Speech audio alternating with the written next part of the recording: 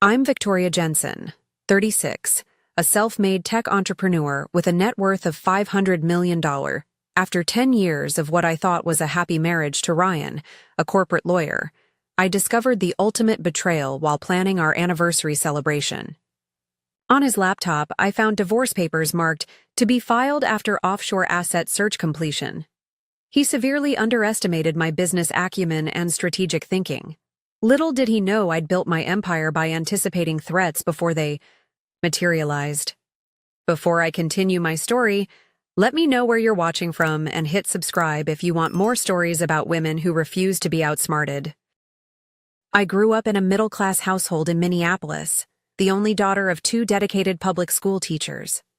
My parents couldn't afford fancy vacations or designer clothes, but they invested everything in my education.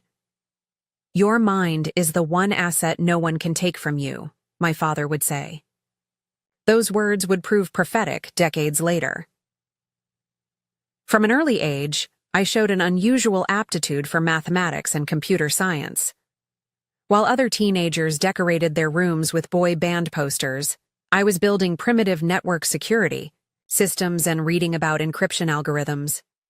My parents didn't understand my passion, but they supported it wholeheartedly, converting our garage into a makeshift computer lab.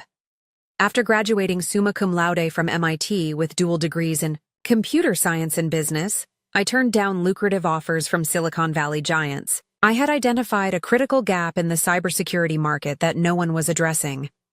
With a $50,000 loan from my parents' retirement savings and working out of my tiny studio apartment, I founded Secure Nova when I was just 23. The first 3 years were brutal. I worked 18-hour days, subsisted on ramen noodles, and faced countless rejections from potential clients and investors. Male venture capitalists would listen to my pitch, then ask if they could speak to the technical lead or meet with the real founder. I was both. Their condescension only fueled my determination.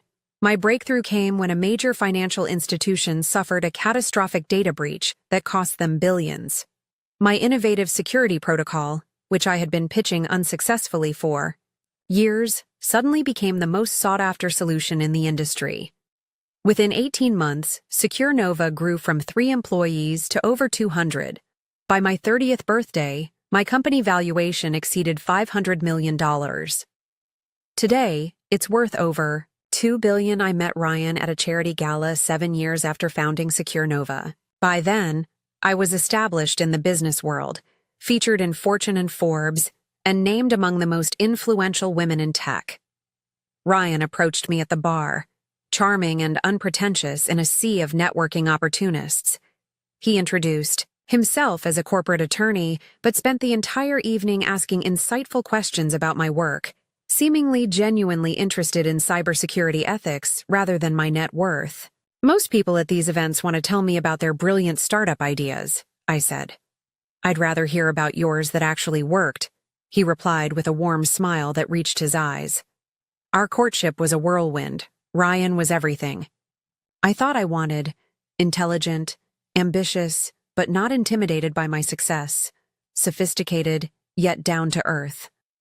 6 months after we met, he proposed during a private helicopter tour over New York City, the place where we'd had our first date.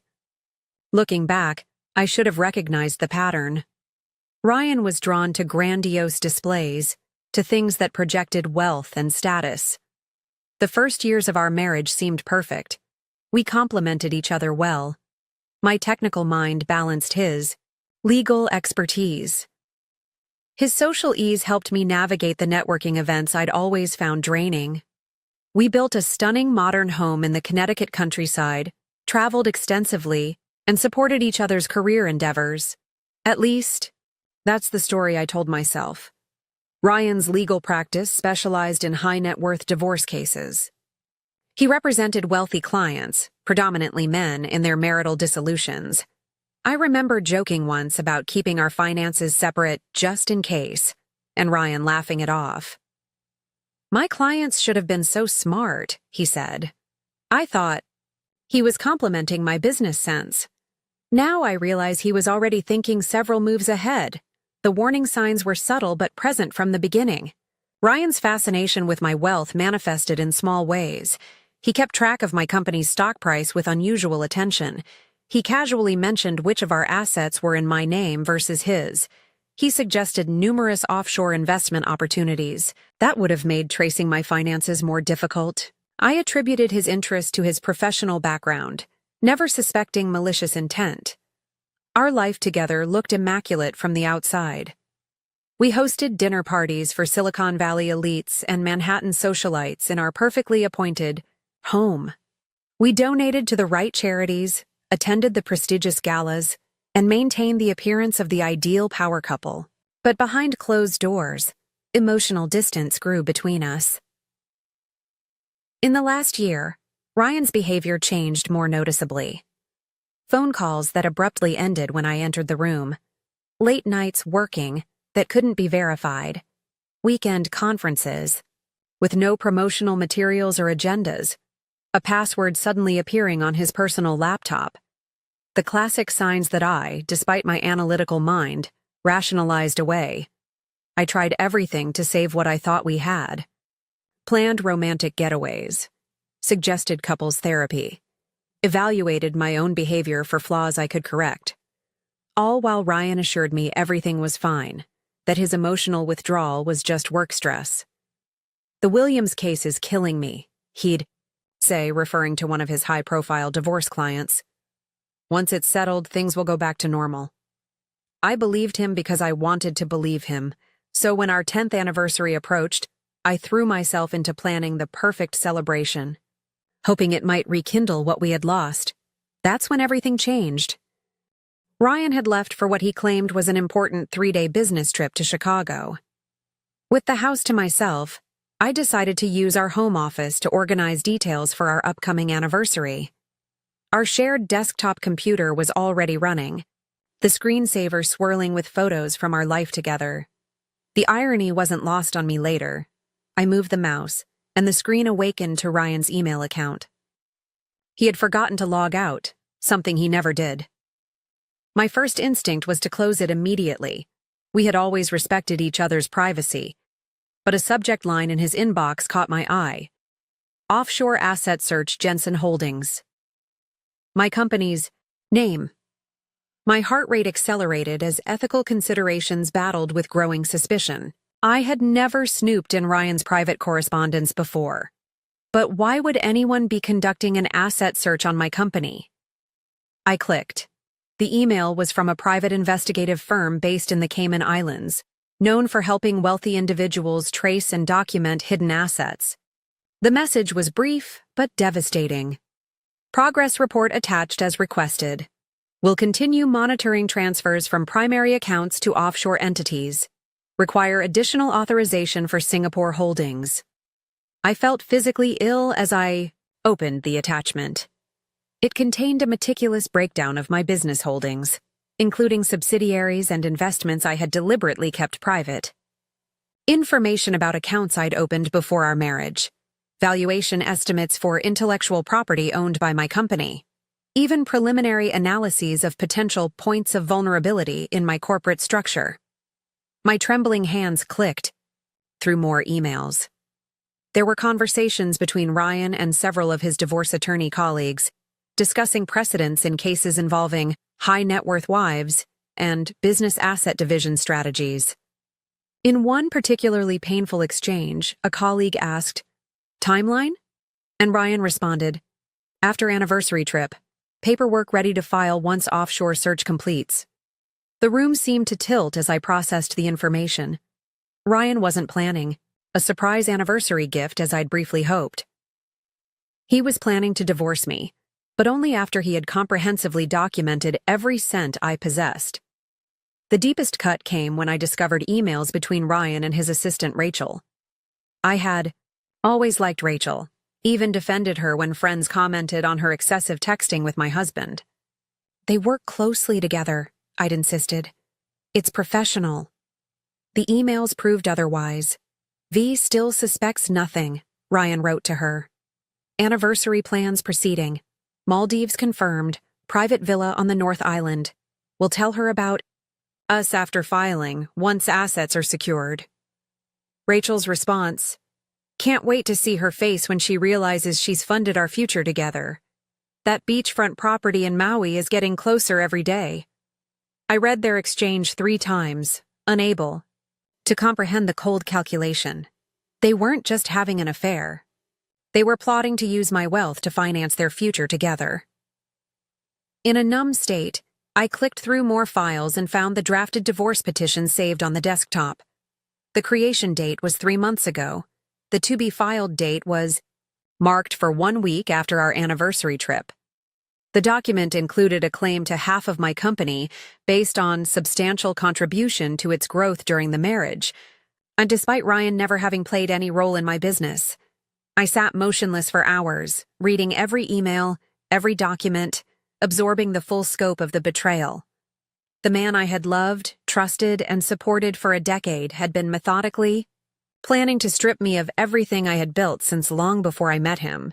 The home office that had once felt like a shared space now seemed like an enemy command center. My initial reaction was pure, searing pain. The physical manifestation of heartbreak is real. My chest felt crushed under an unbearable weight. I sobbed, until no more tears would come, curled on the floor of the bathroom where Ryan wouldn't hear me if he unexpectedly returned. Then came waves of self-recrimination. How could I have been so blind? I ran a cybersecurity company, for God's sake. I protected multinational corporations from threats, yet I had failed to protect myself from the threat sleeping beside me every night. The humiliation burned almost as badly as the betrayal. Ryan and Rachel laughing behind my back, his colleagues knowing about the planned divorce before I did. The inevitable business press coverage when the tech world discovered that the brilliant Victoria Jensen had been outwitted in her own home. After the emotional tsunami came the stillness of shock. I moved through the house like a ghost, touching photographs of our wedding day, vacation souvenirs we'd collected, books we had read together, every happy memory now poisoned with doubt. Had any of it been real? Had he ever loved me at all? Or had I been a 10-year investment strategy for him from the beginning? I didn't eat or sleep that night. By morning, something within me had fundamentally changed. The devastated woman on the bathroom floor was gone. In her place stood someone colder, sharper, more focused than I had ever been. People often said I built my business with unusual strategic foresight. Now, that same analytical mind turned toward a different problem: how to protect what was mine. Ryan had made a critical miscalculation. He thought he knew everything about my business and assets because he had access to our home, my casual conversations, my unguarded moments. But he had fundamentally underestimated both my intelligence and my capacity for self-preservation when threatened. He was about to learn a costly lesson about the woman he had married. By sunrise, grief had hardened into resolve. I picked up my phone and made a call to the one person I knew I could trust implicitly. "Marcus," I said to my childhood, "friend and current CFO, we need to talk, not at the office, and tell absolutely no one." Marcus arrived at a small cafe 30 miles from our usual spots, selected specifically because Ryan would never think to look for me there. As my oldest friend and the chief financial officer of Secure Nova, Marcus was the only person who had complete knowledge of my business affairs and personal finances. I had hired him right after my company's initial success, trusting his financial brilliance and unwavering loyalty. His expression grew increasingly grim as I methodically laid out everything I had discovered. When I finished speaking, he sat in stunned silence before saying, "I never liked him, but even I didn't think he was capable of this." "I need your absolute discretion," I said. "No one at the company can know what's happening. Not yet." Marcus nodded, then surprised me with his next words. "Ryan's been making inquiries, Vic, through backdoor channels, about your Cayman and Swiss accounts." "What? When?" "3 months ago." "I thought it was strange but assumed you had authorized it. He implied you were considering a complex tax strategy and needed information." My blood ran cold. The betrayal was even more extensive than I had realized. "There's more."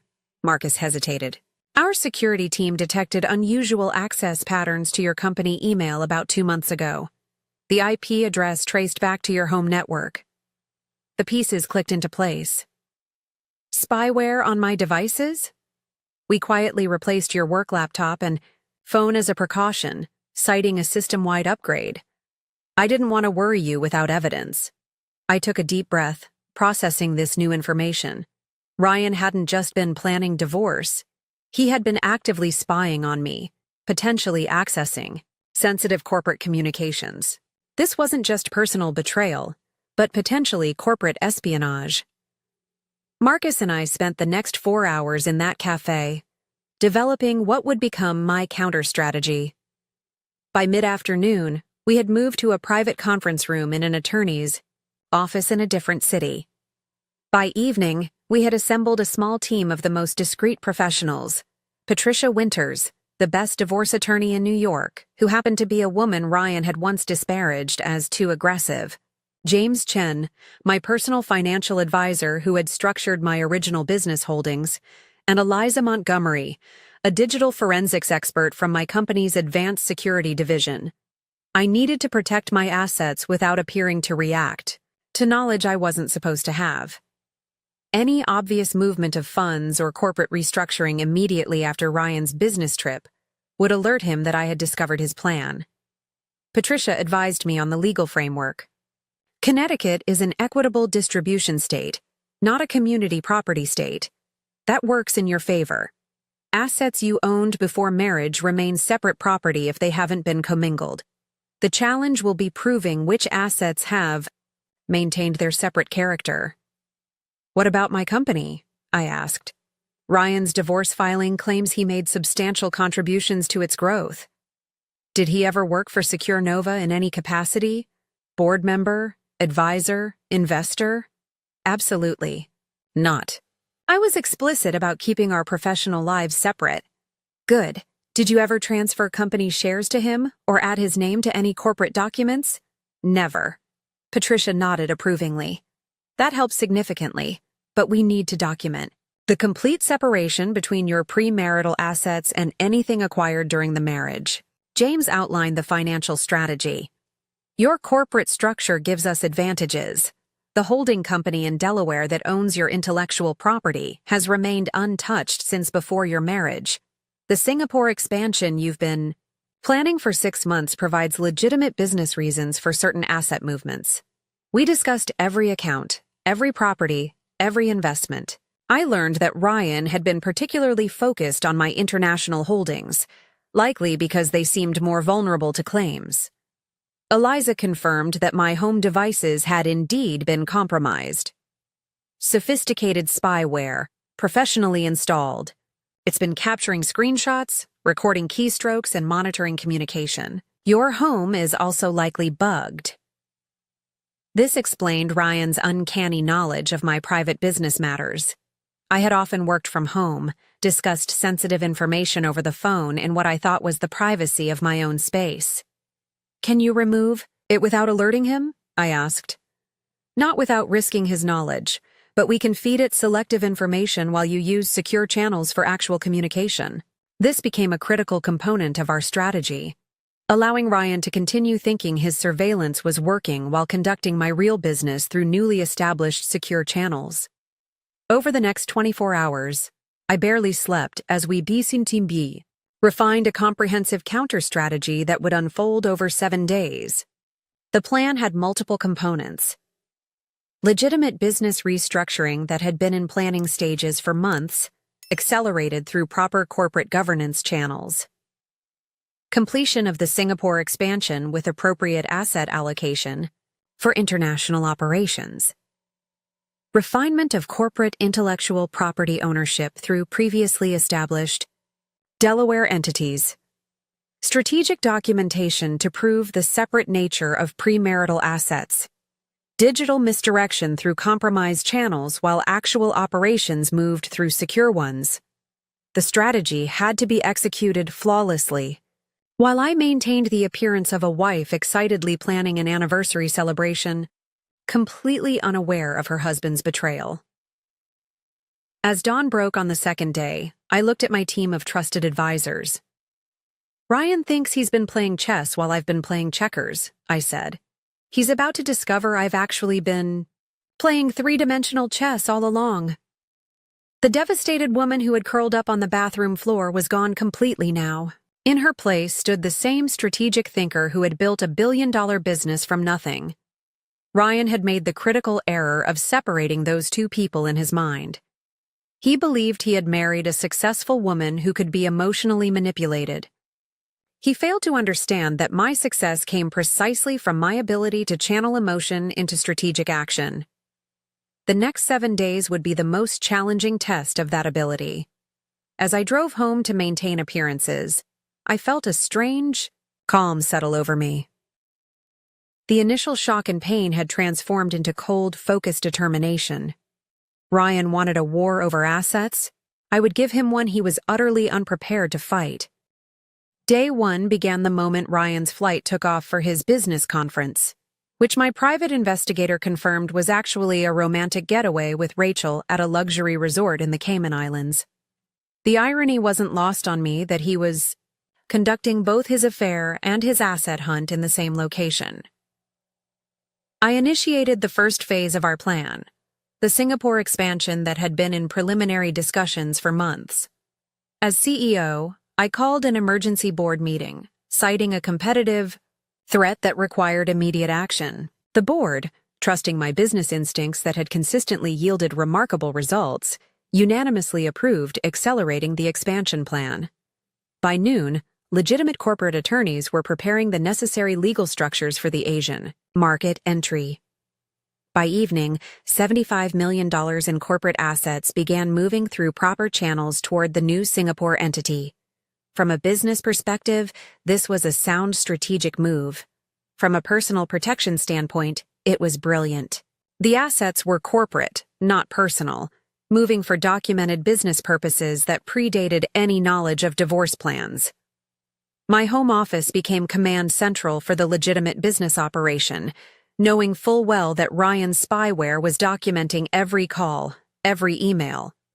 Meanwhile, the actual strategic planning happened on secure devices in locations that changed daily. I slept 3 hours that night, my mind racing with both strategic calculations and painful personal realizations. Day 2 focused on intellectual property protection. SecureNova's value resided primarily in its proprietary algorithms and security protocols. James and the legal team worked with the patent attorneys to formalize and strengthen the documentation, showing that these assets belonged to the Delaware holding company established 4 years before I met Ryan. "We're not moving anything," Patricia emphasized. "We're documenting what has always been true but could be contested without proper paper trails." That afternoon, I maintained appearances by calling Ryan and enthusiastically discussing anniversary plans. Each word felt like glass in my mouth. "I can't wait to surprise you," he said, his voice warm with practiced affection. "I'm sure it will." "Be unforgettable," I replied, thinking how true that statement would prove to be. Day 3 brought the most complex phase, properly documenting the growth trajectory of assets I had owned before marriage. James and his team worked tirelessly, tracing the organic growth of investments, the natural appreciation of properties, and the reinvestment of premarital assets into new ventures. The key is showing that the $500 million isn't just some number that appeared during the marriage, James explained. It's the natural documented evolution of assets you brought in as separate property. Meanwhile, I conducted normal business operations, approved routine transactions, and continued anniversary preparations. The cognitive dissonance was staggering. In one moment, I was selecting a sentimental gift for a husband who was betraying me. In the next, I was reviewing complex financial structures designed to protect me from that same man. The emotional toll began to show. I lost weight, developed insomnia, and caught myself staring blankly at walls. But underneath the personal trauma, my strategic mind remained laser-focused. Day 4 centered on real estate holdings. Ryan had been particularly interested in our vacation properties in Aspen, Martha's Vineyard, and Hawaii. All three had been purchased with my premarital funds, but had appreciated significantly during our marriage. He'll claim that appreciation occurred during the marriage and is therefore marital property, Patricia warned. Through careful financial archaeology, we documented that improvements to these properties had been paid for exclusively from accounts containing only my separate property. Any appreciation could thus be attributed to my separate investments rather than marital effort. I also discovered something disturbing. Ryan had been photographing documents in my home office safe when I wasn't there. The safe contained old financial statements and property deeds. What he didn't know was that these weren't my only copies, and more complete documentation existed in secured locations.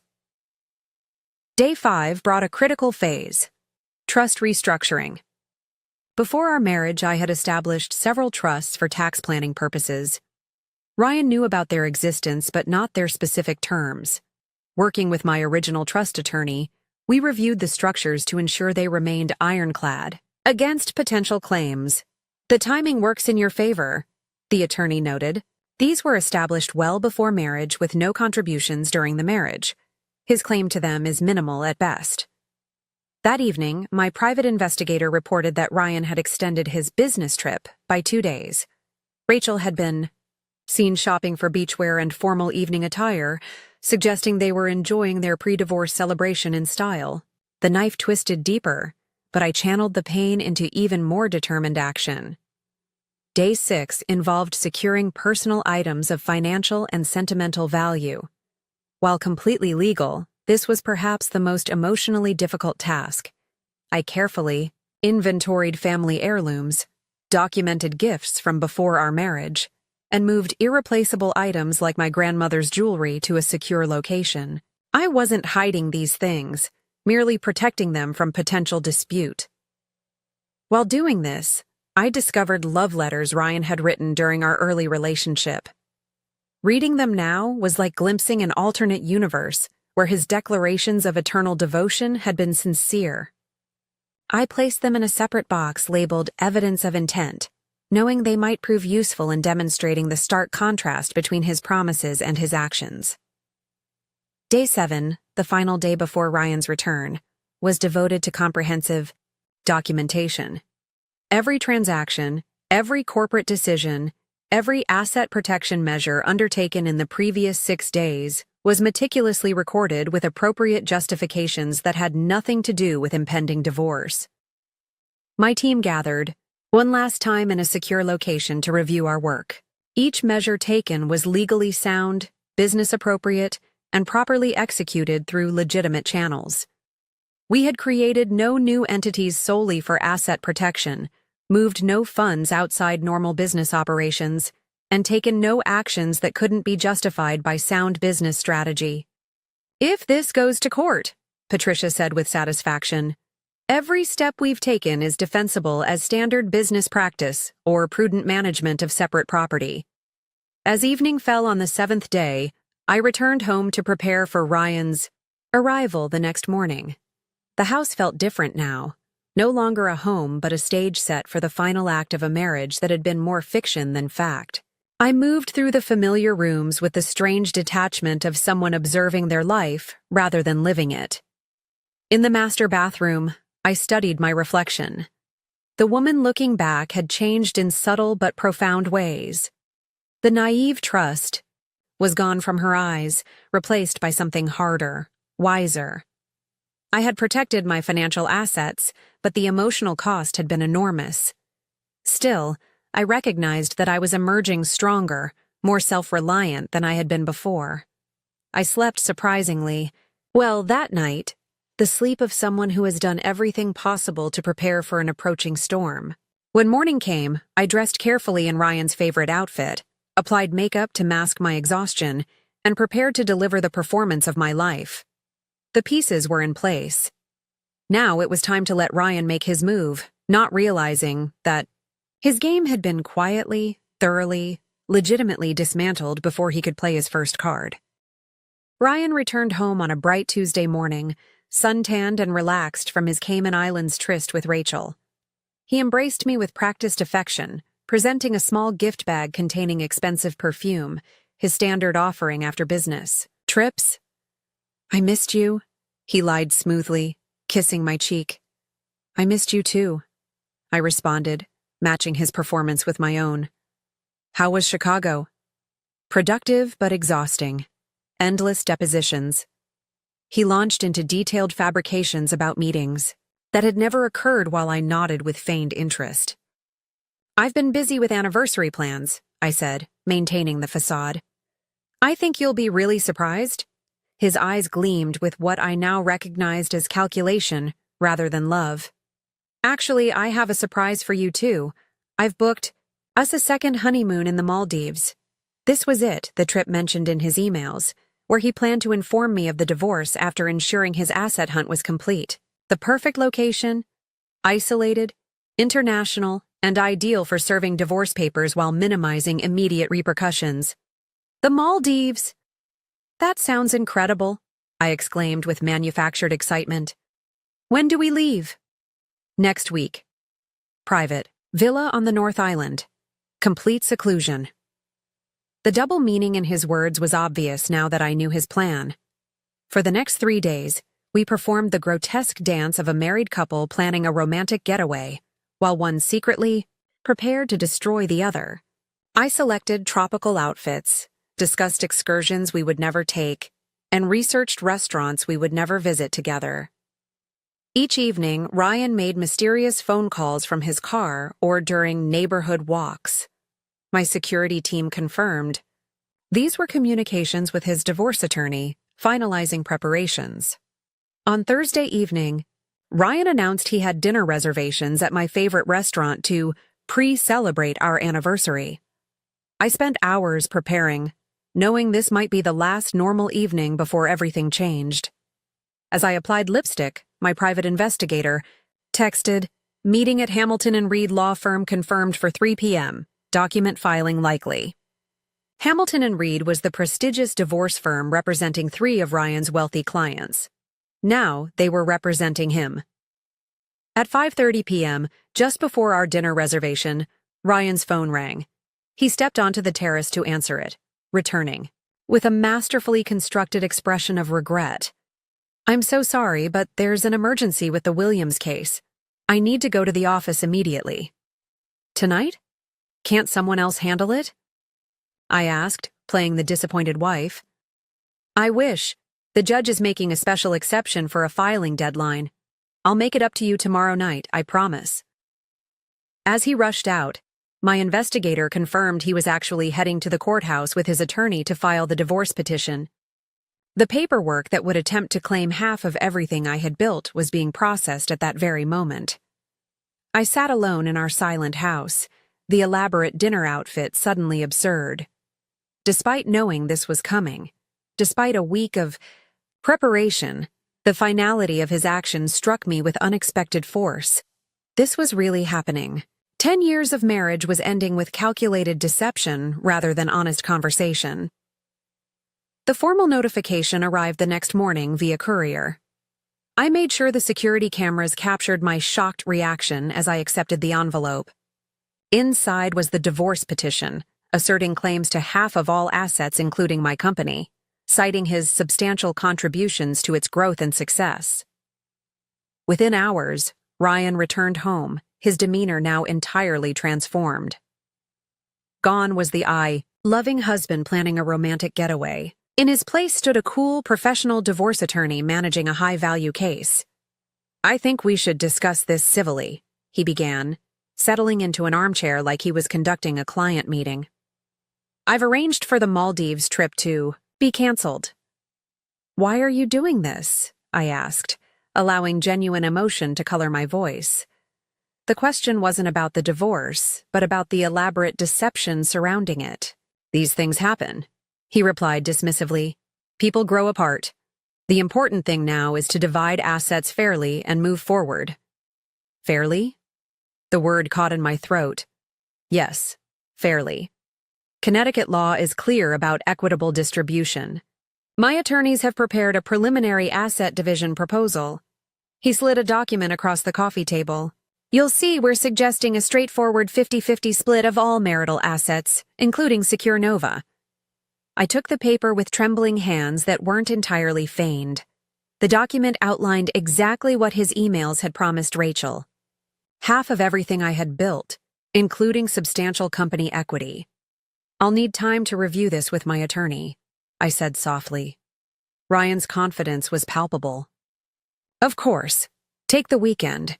But Victoria, protracted legal battles only benefit the attorneys. It would be better for both of us to reach an amicable agreement quickly. What he meant was, it would be better for him to secure his payday before I could mount an effective defense. The condescension in his tone suggested he viewed me as the emotional woman who would cave rather than fight. I understand, I replied, playing into his perception of me as the weaker negotiator. He spent the weekend alternating between patronizing explanations of divorce proceedings and cold withdrawal into work calls. I maintained the appearance of shocked devastation, which required little acting. The pain of betrayal was real, regardless of my preparedness for it. By Monday morning, something had changed. Ryan received a call that sent him rushing to his attorney's office. He returned. Hours later, his face ashen. Is everything all right?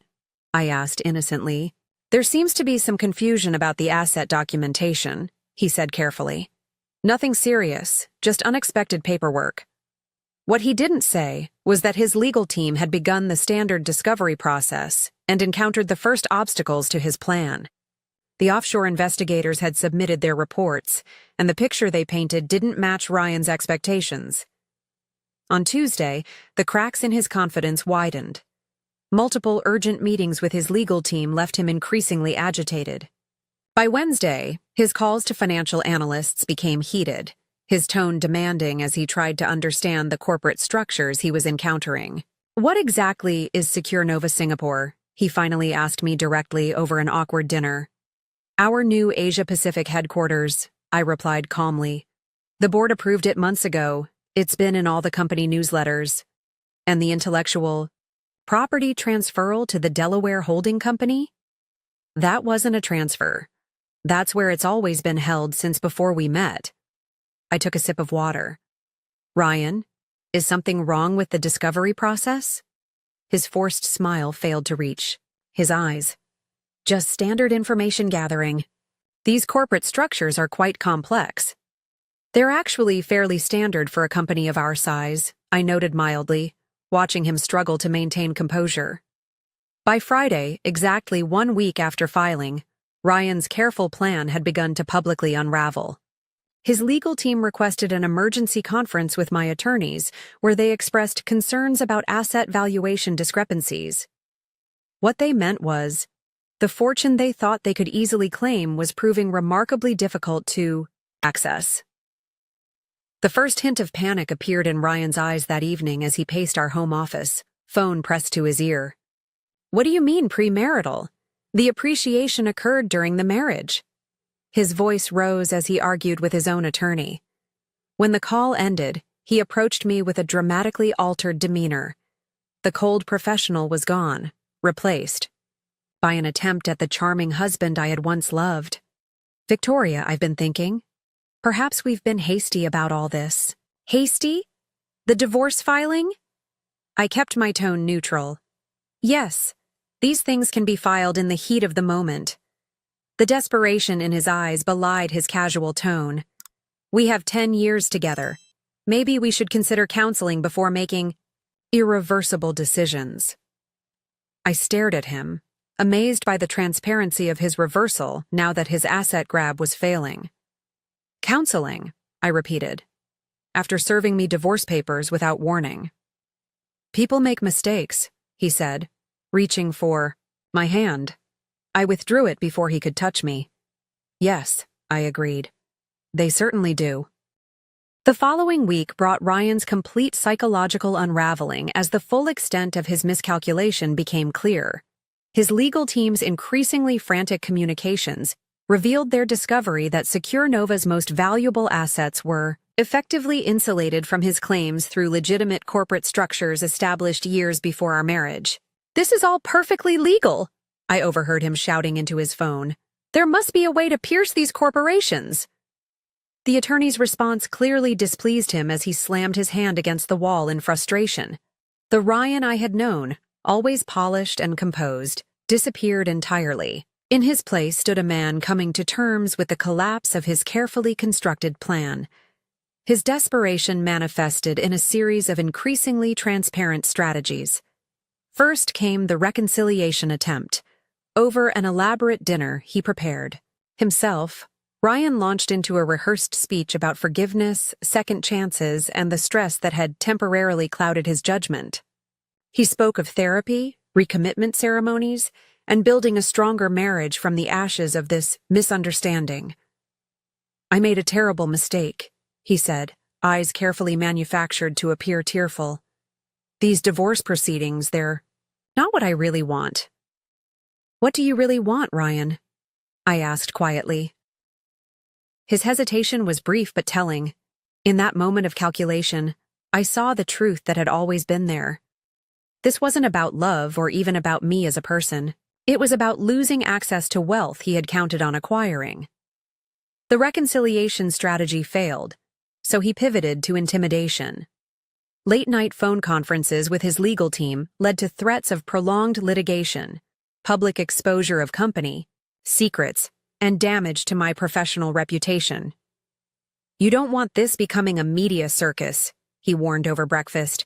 Tech journalists would love to dissect Secure Nova's internal finances on the front page of every business publication. I simply sipped my coffee and responded, I've never been afraid of scrutiny, Ryan. My business can withstand it. Can your professional reputation? The threat was not idle. As a divorce attorney who had built his practice on discretion and results, a high-profile failure in his own divorce would be devastating, especially if certain documents regarding his planned deception became public. When intimidation failed, Ryan attempted financial maneuvering. I discovered him in the home office at 3 a.m., attempting to access accounts associated with our joint properties. Security measures I had implemented prevented his success, but the intention was clear. His next move was attempting to claim that my recent business decisions constituted divorce planning and were therefore improper asset protection. His legal team filed an emergency motion claiming I had deliberately moved assets in anticipation of divorce. This strategy backfired spectacularly when my attorneys produced board meeting minutes, business plans, and international market analyses, dating back 18 months, all demonstrating that every corporate action had legitimate business purposes unrelated to our marital status. The Singapore expansion was approved unanimously by the independent board, my attorney explained to the judge. All corporate actions followed standard governance procedures, with proper documentation and legitimate business justification. The judge denied Ryan's emergency motion, dealing another blow to his rapidly disintegrating case. As legal defeats accumulated, Ryan's behavior became increasingly erratic. He alternated between rage, artificial affection, and despondent withdrawal. During one particularly volatile evening, he accused me of having planned this counterattack all along. You knew, didn't you? He shouted, pacing our living room like a trapped animal. You knew and you set me up. Knew what, Ryan? I asked calmly. That you were planning to divorce me? That you had investigators hunting for my assets? That you were having an affair with Rachel while plotting to take half my company? The color drained from his face as I continued. Or perhaps you mean, I knew that you installed spyware on my devices and bugs in our home to gather financial information? His shock at my knowledge was genuine. How long have you known? He whispered. Long enough to understand exactly who you are, I replied. The final collapse of Ryan's case came when my legal team submitted evidence of his systematic deception, including the emails with Rachel and the offshore investigators. What had begun as his offensive strategy to claim my assets transformed into a desperate defense against potential professional misconduct charges. His law partners, concerned about reputation damage to their firm, called an emergency meeting. By the following Monday, Ryan's professional standing was in freefall. 3 major clients had withdrawn their cases from him. The partners asked him to take a leave of absence. The legal community, which had once respected him as a skilled divorce attorney, now viewed him as an object lesson in hubris and failure. In a last desperate attempt, Ryan showed up at my office unannounced, causing a scene in the reception area, until security was called. "You've destroyed everything I worked for," he shouted as he was escorted out. 10 years of marriage, and this is how you repay my love? The irony of his claiming love as his motivation after his calculated betrayal might have been amusing if it weren't so pathetic. Employees who witnessed the outburst were shocked, having always known Ryan as the charming, supportive husband who appeared at company functions. That evening, sitting alone in the home office where I had first discovered his betrayal, I found a strange sense of peace settling over me. The man I had loved had never really existed. The marriage I had valued had been, at least for him, a long-term investment strategy rather than an emotional commitment. The pain remained, but its quality had changed. It was no longer the acute agony of fresh betrayal, but the duller ache of accepting a difficult truth. I had built a business by seeing reality clearly and responding strategically. Now I had applied those same skills to my personal life, with equally effective results. 1 month after filing for divorce, Ryan accepted a settlement that recognized the separate nature of my premarital assets, including Secure Nova and its subsidiaries. He received a fair portion of jointly acquired property, but nothing close to the fortune he had planned to extract. His career in tatters, his affair with Rachel exposed and subsequently ended when the financial prospects dimmed, he relocated to Chicago to attempt to rebuild his professional life. The last time I saw him was at the final settlement signing. He looked older, diminished, the confident gleam gone from his eyes. As we exited the attorney's office, he caught my arm gently. "For what it's worth," he said quietly. "There were times when it was real for me too." I studied his face, searching for truth in a man who had made deception his art form.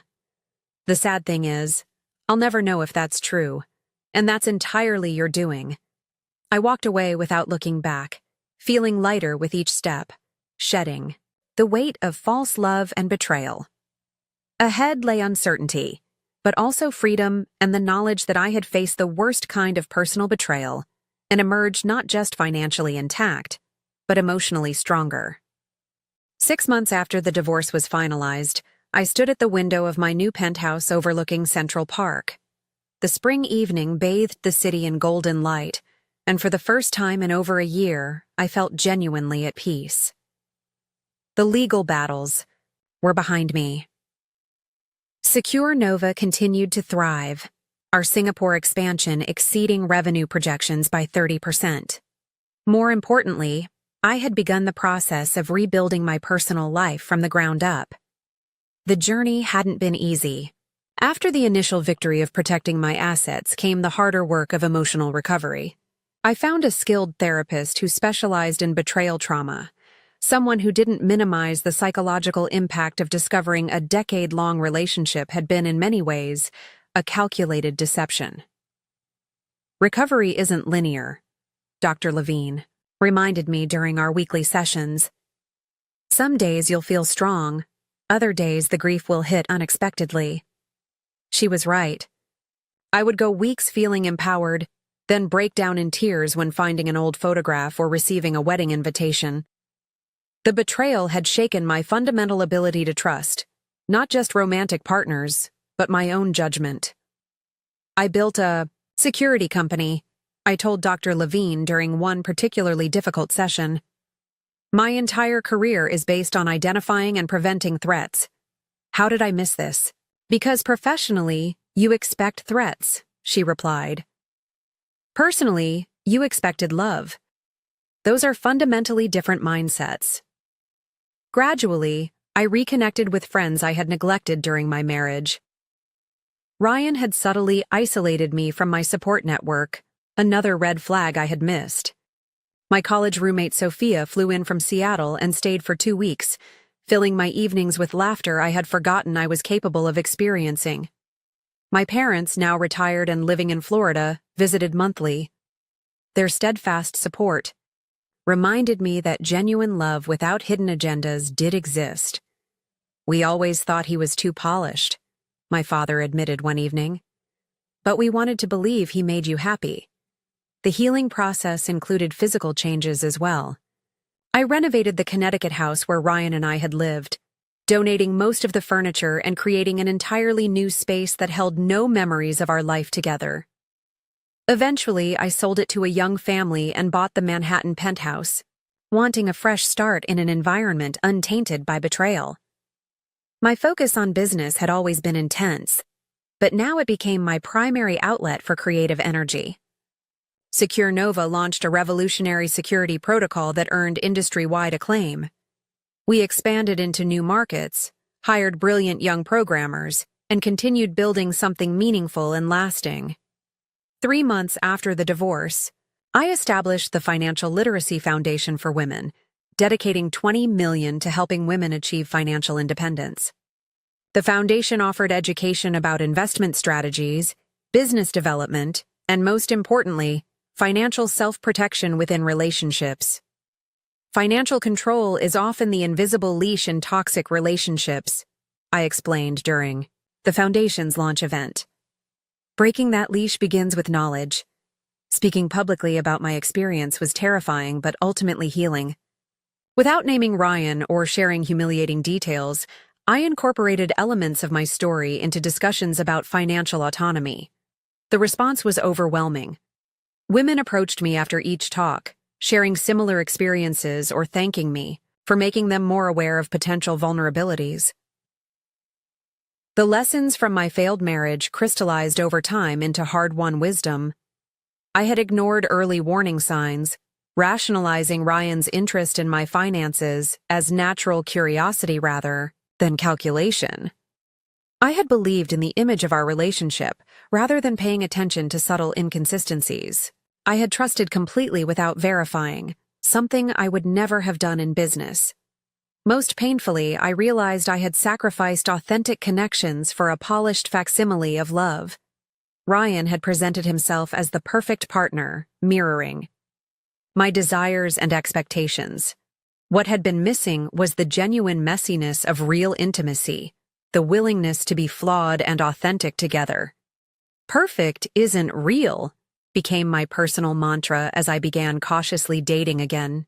I found myself drawn to different qualities now: authenticity, emotional transparency, people whose actions consistently matched their words. Michael, a neuroscience professor I met through a mutual friend, became an unexpected source of healing. Our relationship developed slowly, based on genuine friendship before evolving into something deeper. His straightforward nature and complete lack of interest in my financial status were refreshing. For our third date, he took me stargazing on the roof of the university building, bringing homemade sandwiches and thermos of hot chocolate. "I'm not very good at grand gestures," he apologized. "I've had enough grand gestures to last a lifetime," I replied. "I prefer real." I approached this new relationship with both openness and appropriate caution, maintaining financial boundaries while allowing emotional vulnerability. The balance was delicate but healthy. The most surprising outcome of the entire ordeal was my newfound sense of freedom. Having faced my greatest fear, having my trust completely betrayed, I discovered I could survive and eventually thrive again. The experience had stripped away pretense and left me with clearer vision, both personally and professionally. Ryan's attempt to take what I had built had ultimately failed, but his betrayal had taken something irreplaceable: my naive belief in perfect love and happy endings. In its place grew something more valuable: a realistic appreciation for authentic connection, self-reliance, and the understanding that genuine strength comes not from avoiding pain, but from moving through it with integrity. News of Ryan eventually reached me through mutual acquaintances. His professional rehabilitation had been partial at best. No prestigious firm would hire him after the scandal, forcing him to establish a small private practice handling minor cases. Rachel had left him for a hedge fund manager shortly after. Our divorce was finalized. The beachfront property in Maui they had planned to purchase with my money remained a dream unrealized. I felt no satisfaction in his downfall, only a distant sadness for the waste of potential. The man had been brilliant in his field, charming when he chose to be, capable of so much more than deception. His decision to build his future on betrayal rather than authentic achievement had cost him everything he truly valued: status, recognition, and professional respect. The lesson in his fate was clear. Shortcuts to wealth built on deception eventually collapse.